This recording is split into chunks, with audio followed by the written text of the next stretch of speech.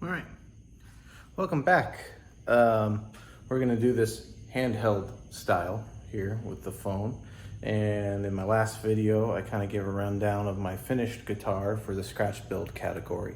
And in this video, in the previous video, I had mentioned that I was gonna do a video called The Good, the Bad, and the Ugly, things I really liked, things not so much, and the stuff that's driving me crazy about this guitar. And it's not to say that there are terrible things about this guitar, but as someone who builds them, has built many of them, and is constantly looking at every little detail, there are things that probably bug me that would never bug the everyday average person. But along with a lot of you guys are probably in the same category as me, as the little things will drive you nuts and you have to learn to live with them, or you have to try to do something about them, and finding that fine line of when to do something and when not to do something. Anyway, I digress. So what I'm gonna do is I'm gonna flip this camera around, this phone, and I've created a little list here in front of me to keep me on topic, to keep me from rambling as bad as I normally do. And then we'll go through it, just go down the list. So we're gonna start with the good of the good, the bad, and the ugly. And I'm gonna move this chair out of the way and we're gonna flip you around. All right, so here she is, all her glory. On my bench here, but for the past 3 or 4 weeks, it's just been hanging out in my house in a stand. I got my trusty list over here. But first of all, we're going to start with the first thing, and it says the overall vision. This guitar came together pretty quickly as far as the design, the overall vision of this guitar.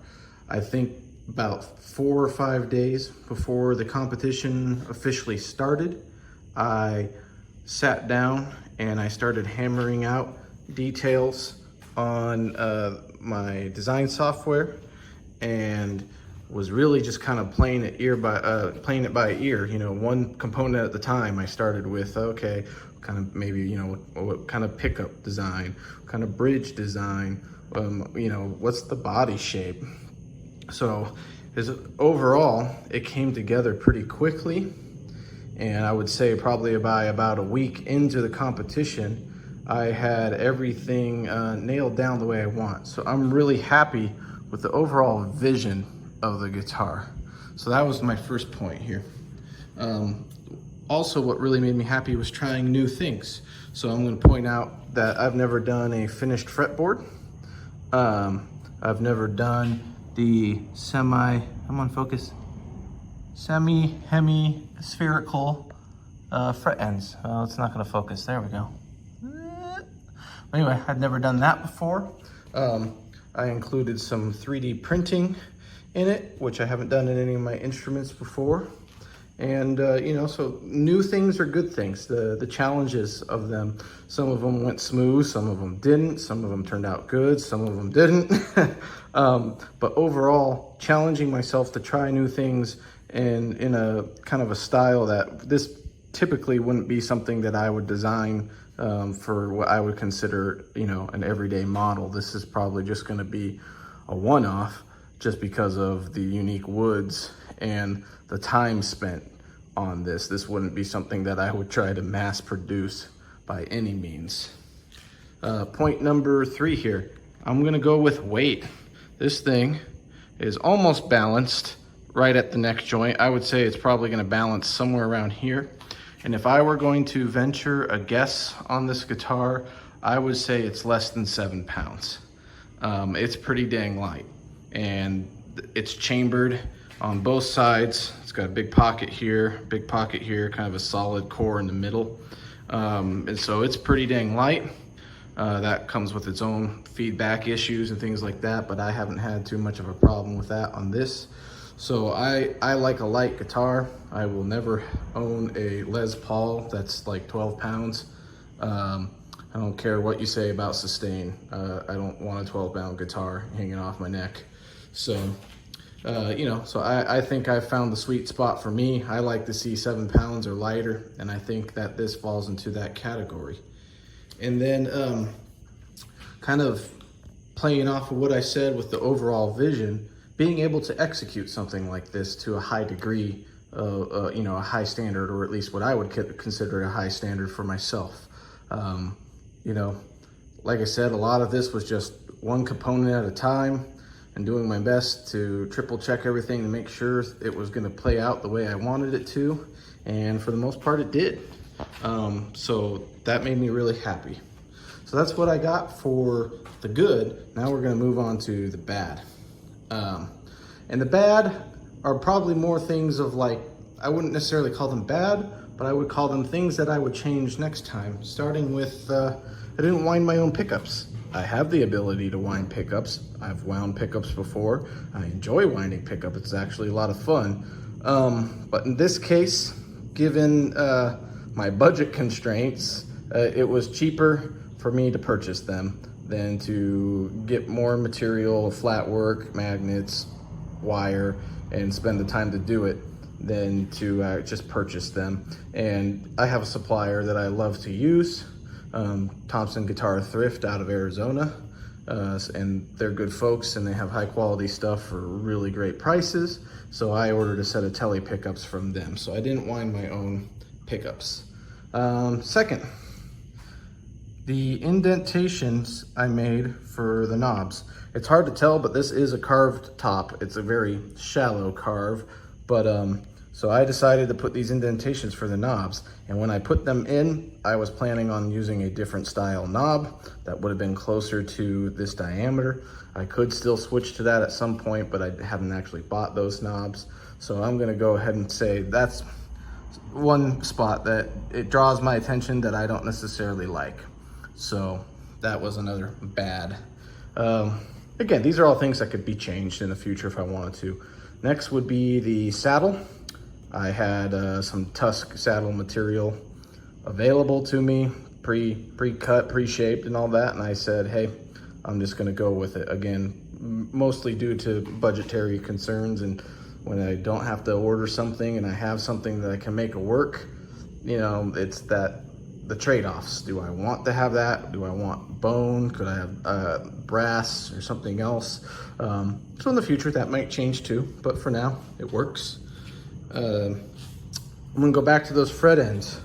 Now, I'm glad that I challenged myself to do them, but would I do them again? Probably not. I really don't think it was worth the effort. I don't feel like it plays any better or feels any better. And for the amount of time and effort that went into it, not worth it to me. I'd rather just have the bevel and be done with it. So that was another one. This is one that I feel like I'm nitpicking myself, is I have an off-center book match line. You can't really tell unless you get in here nice and close. And you see how that's right there and the point's right here? Point off center. So that drives me nuts as a perfectionist.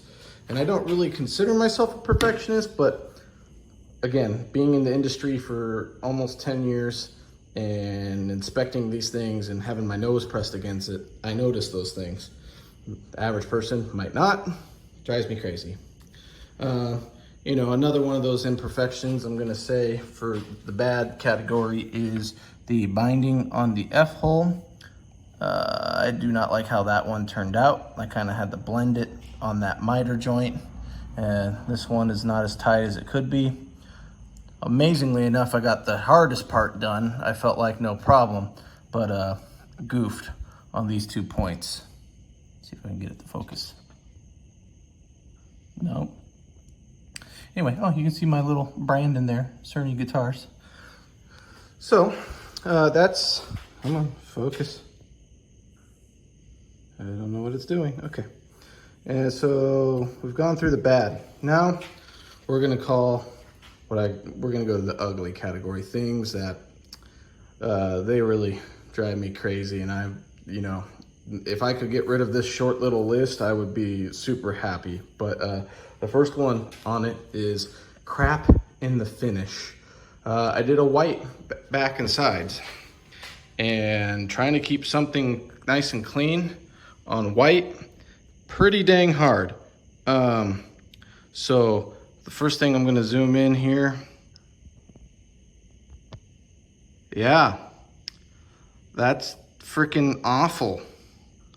It's on the downside, and that's, I don't know if I brushed up against it or I knocked some dust out. At least on the top side, it's pretty clean.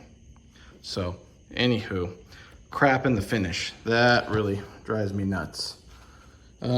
Second, the darkness of the tortoise pieces in the inlay on the pickups.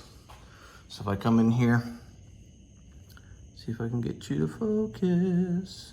It's a reoccurring theme. Now, when I'm in close, you can tell that those are tortoise pieces in there.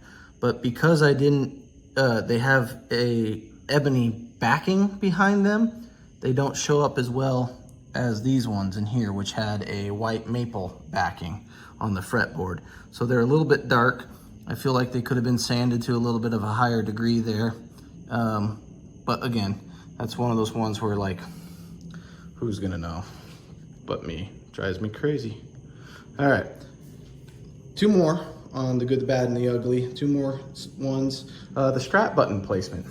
This one, I don't mind so much, but I obviously wasn't thinking too hard when I put this nice sloped upper bout and I put that right there. Easy enough fix if you use strap locks. That would fix that problem, and then you don't have to worry about your strap popping off. And I've worn it with a strap. It's fine, it's secure, but I don't know, I'm not jumping around on a stage or anything. Not that I, am good enough to be playing on a stage, but so I would switch that out, the strap lock. So maybe that could have been borderline between bad and ugly. And then the last, I always come back to finish. Finish is the bane of my existence when it comes to guitars. There are a few dents, and I don't know if I'm gonna be able to show them without having some issues here. Right there, there's one. That's a little dent, drives me nuts. The other one, you gotta get the right angle. Right there, that little white spot, that's a dent. And then the back, the body's poplar, so I don't think it needs to be grain filled, but I had one spot in particular. You see all those little flashes that they were, I don't know if it's sunk in after the finish cured, but I level sanded for sure. And I spent a lot of time, a lot of time trying to get it right. And it makes me a little bit upset, but in the grand scheme of things, not too bad. I probably could have polished up that cavity cover, but that one doesn't bother me nearly as much. That's gonna get all scratched up. You're gonna get buckle rash, and those kind of things don't bug me. This is something it's intended to be played, not a museum piece, but I still want it to look nice. It's finding that middle ground. So anyway, that's the good, the bad, and the ugly. I'm hoping sometime in the next few weeks to put together my supercut of the entire build. So maybe look for that. And that's all I got for now. So let's just do one more nice little pass of oohs and ahs as we swing back and forth here. Look at that beautiful logo. Come on, focus. I tell them to look. There you go. Nice and shiny, nice and flat. You can't even tell that's under the lacquer. And yeah, there we are. Thanks for tuning in. I know this was a longer one, or probably one of my longest videos. But yeah, that's the good, the bad,